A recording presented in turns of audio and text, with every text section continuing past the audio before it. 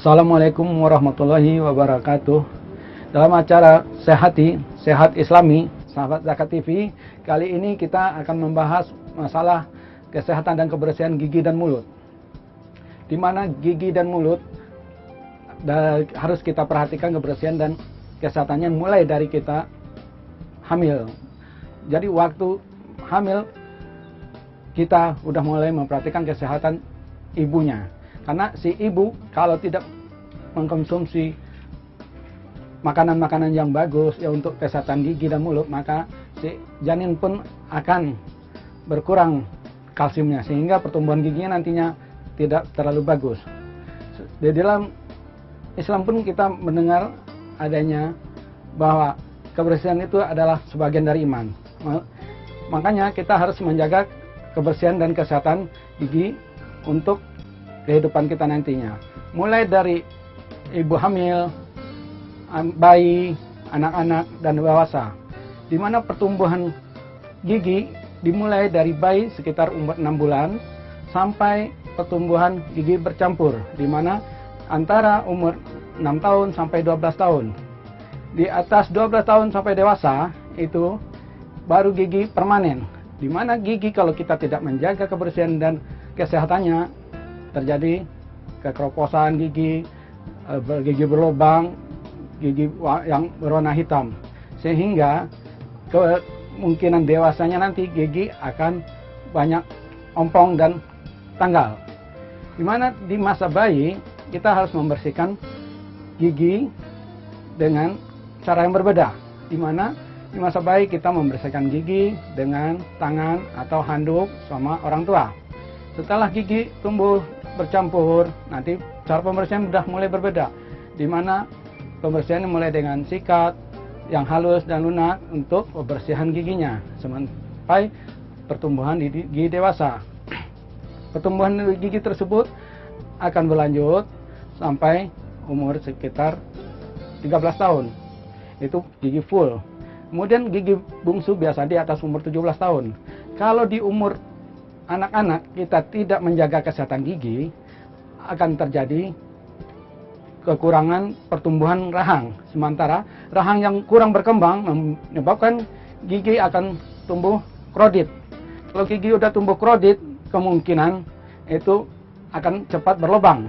Atau kemudian gigi sulung yang terakhir kemungkinan tumbuhnya tidak sempurna, sehingga akan terjadi kemiringan atau tidak tumbuh giginya, sehingga nanti mempunyai proses untuk dicabut atau dibedah.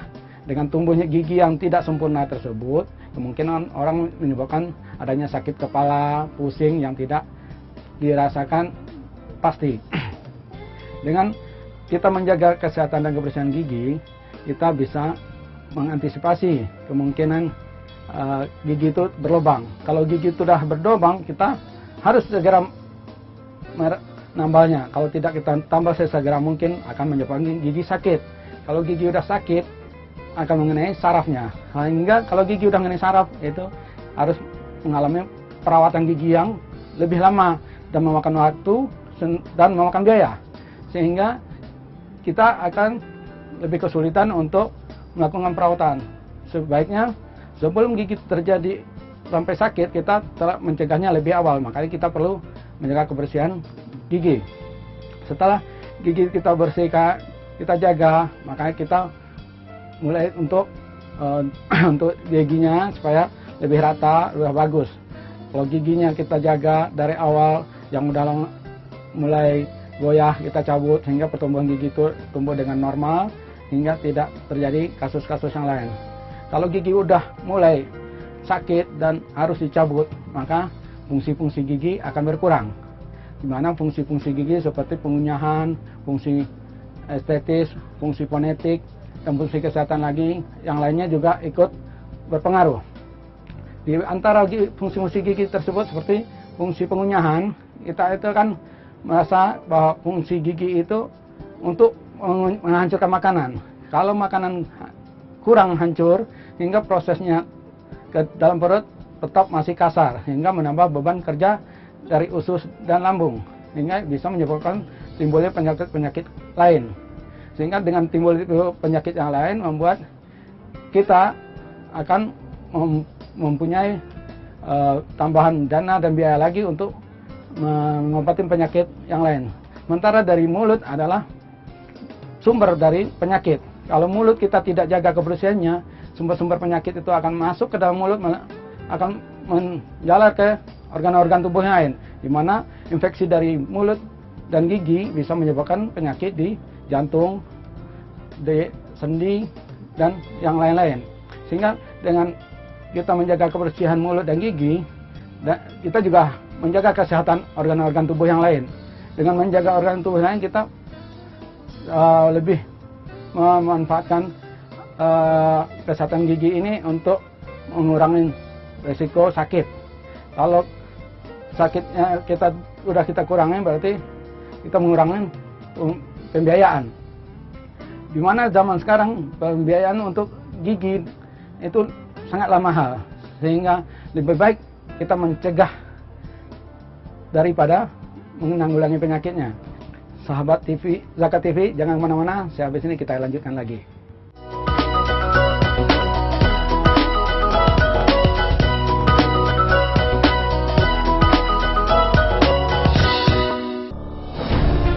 Ketika keindahan dunia merebak keselarasan, berbagi kemesraan.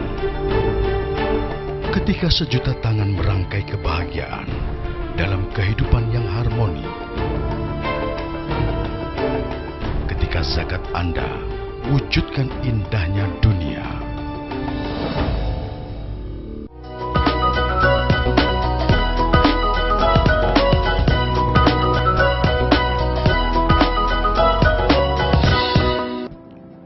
Sahabat Zakat TV, kembali kita bertemu dalam topik kesehatan dan kebersihan gigi, di mana gigi mulut rumahnya berfungsi untuk pengunyahan dan macam-macam.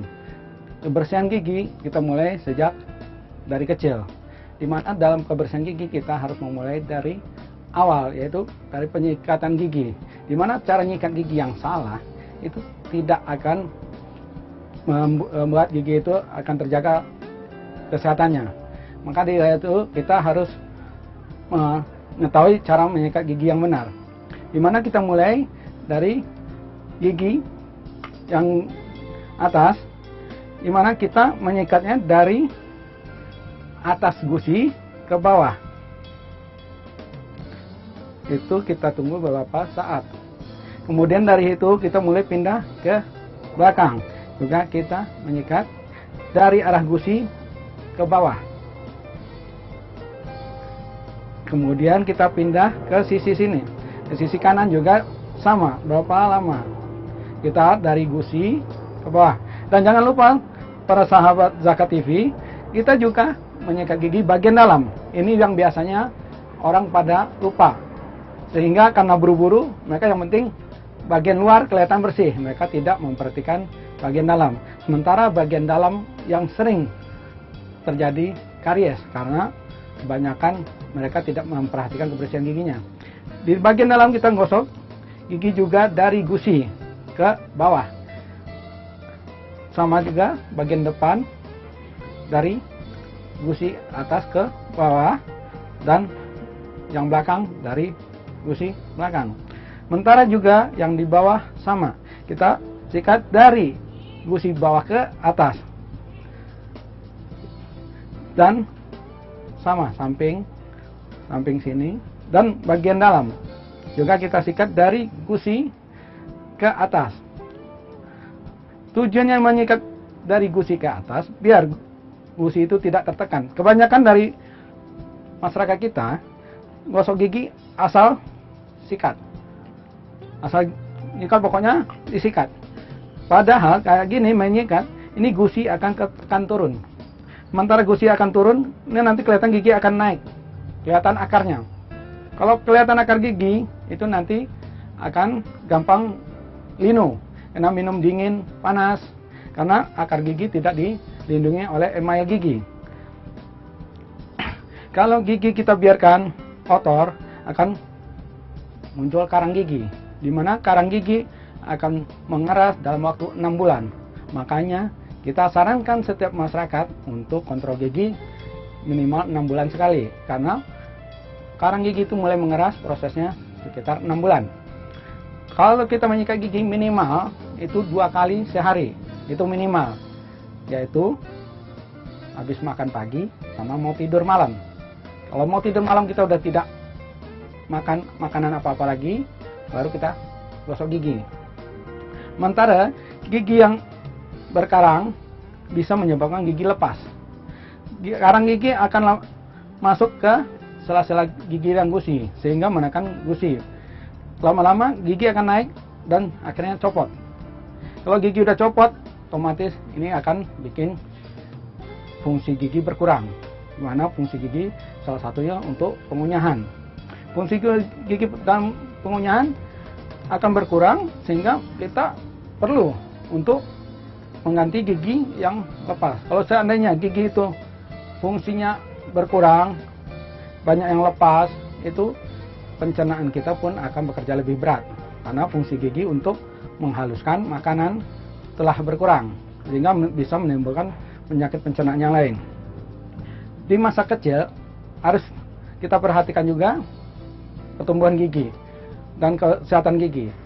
Anak-anak biasanya rawan sama karies gigi, dimana kalau kita kurang memperhatikan kesehatan dan kebersihan gigi, gigi anak-anak sering karies atau berlubang.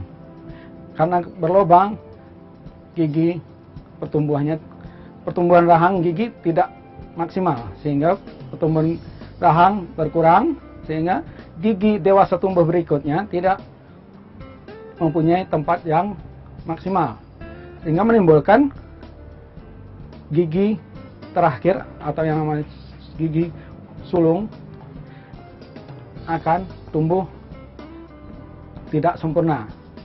Salah satunya seperti dalam contoh model, di mana gigi tumbuh miring nabrak gigi depannya.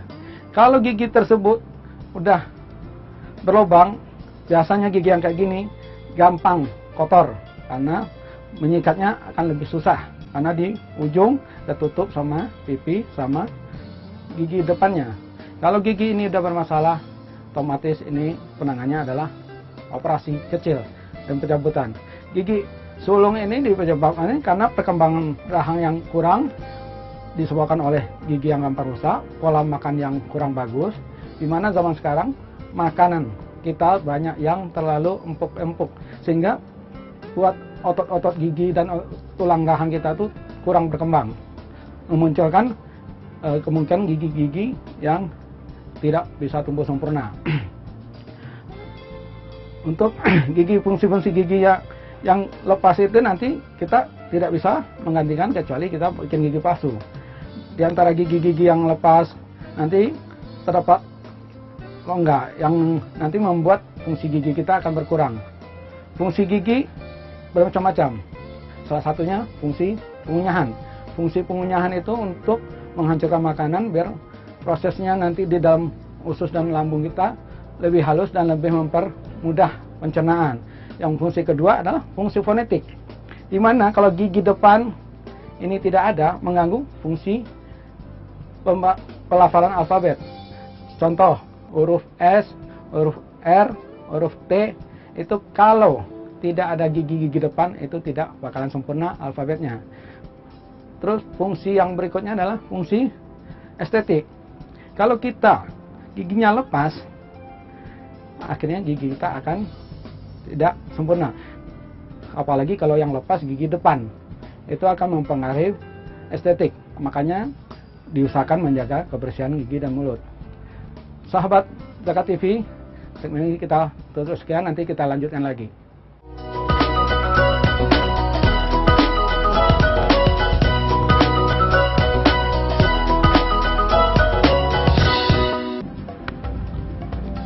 Semangat kemenangan harus berasal dari sportivitas yang datang dari hati. Saya Bawang Pamungkas, saya zakat di Dompet Duafa. Keluarga adalah sumber inspirasi saya. Kehangatannya datang dari hati. Saya Inneke Kusharawati, saya zakat di Dompet Duafa. Berbagi memudahkan rezeki, karena datang dari hati. Saya Ipo Santosa, zakat di Dompet Duafa. Dompet Duafa.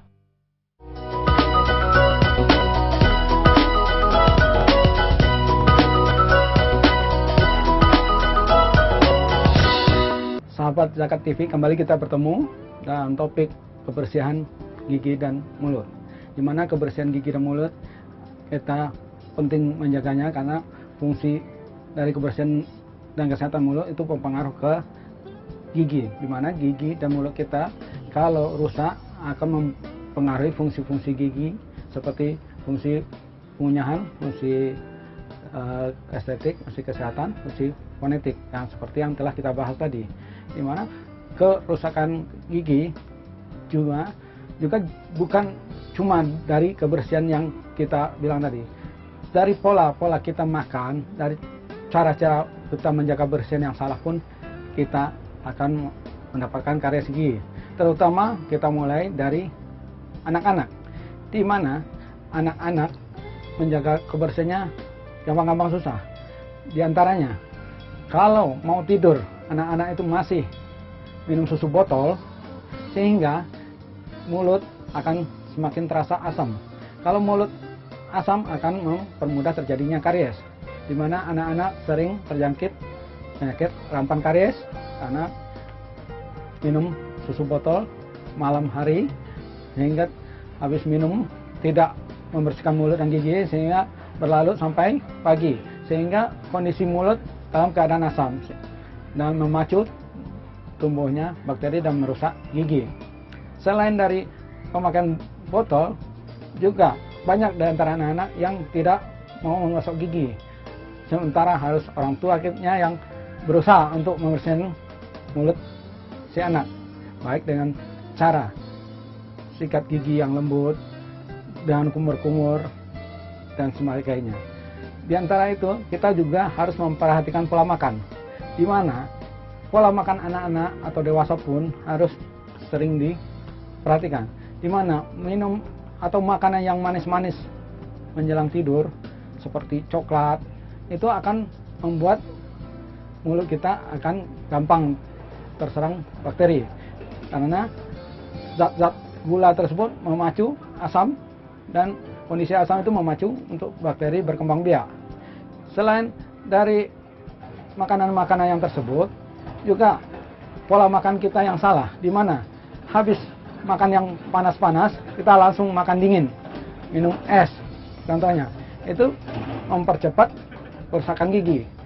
Jangankan gigi, kita lihat contoh aja, misalnya kelereng dari kaca, habis kita panasin dengan api, tiba-tiba kita masukkan ke dalam air es dingin, itu akan retak-retak, bahkan bisa sampai pecah. Makanya dari itu kita harus menjaga pola makan juga.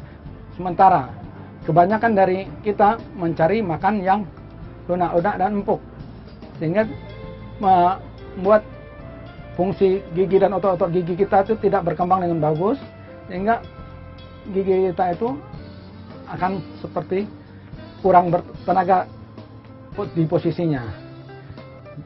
Dimana kalau gigi kita udah mulai terkontaminasi dengan penyakit, dengan bakteri-bakteri, sehingga gigi akan gampang karies. Karies itu akan menyebabkan berbagai macam keluhan di mulut, di antaranya bau mulut yang tidak sedap, kemudian makan yang tidak nyaman. Kalau kita giginya lagi karies, terinfeksi sakit, makanan yang enak kayak apapun itu akan tidak ada gunanya lagi, karena buat makan aja kita udah nggak nyaman, udah sakit. Dikasih makanan seenak pun itu tidak akan membuat kita nyaman untuk makannya. Makanya dari sini kita perlu menjaga kebersihan gigi dan mulut untuk menjaga fungsi-fungsi gigi kita. Fungsi-fungsi tersebut yang akan membantu kita untuk mempertahankan kondisi kesehatan kita, di mana mulut itu adalah sumber dari penyakit, karena semua makanan, semua penyakit itu akan memasuki mulut. Penyakit yang ada di mulut, yang misalnya gigi yang terinfeksi, kita biarkan, nanti akan mempengaruhi organ-organ tubuh yang lain. Penularan atau penularan virus-virus atau bakteri dari gigi bisa menjalar ke organ-organ tubuh yang lain seperti jantung, lambung, tulang, dan lain sebagainya. Makanya kita perlu menjaga kebersihan gigi dan mulut. Di mana di dalam Islam pun ada hadisnya bahwa Nabi berkata, seandainya tidak merepotkan umatku, aku akan menyuruh mereka membersihkan gigi setiap mau sholat. Hadis Bukhari Muslim. Di sini di agama kita juga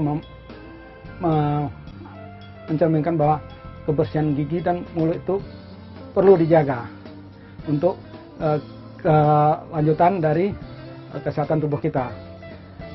Demikianlah sahabat Zakat TV, bahwa kita perlu menjaga kebersihan dan kesehatan gigi untuk menjaga secara keseluruhan tubuh kita, karena gigi dan mulut itu harus kita jaga kesehatannya dan kebersihannya untuk menjaga semua kondisi tubuh kita, mana mulut dan gigi itu bisa merupakan sumber dari segala macam penyakit yang bisa melalui makanan dan udara.